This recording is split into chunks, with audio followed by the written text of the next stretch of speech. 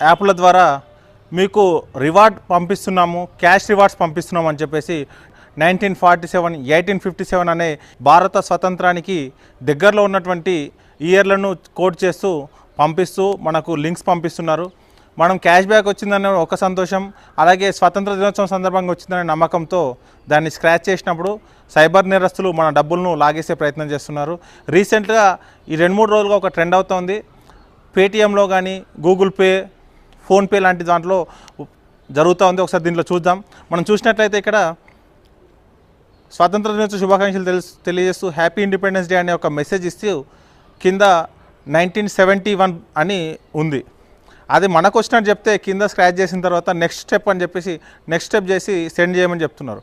ఎప్పుడైనా మనకు గిఫ్ట్ కానీ క్యాష్ బ్యాక్ కానీ వచ్చినప్పుడు మనం స్క్రాచ్ చేసినట్లయితే మనకు అమౌంట్ డిఫాల్ట్గా మన అకౌంట్లో యాడ్ కావాలి. అలా కాకుండా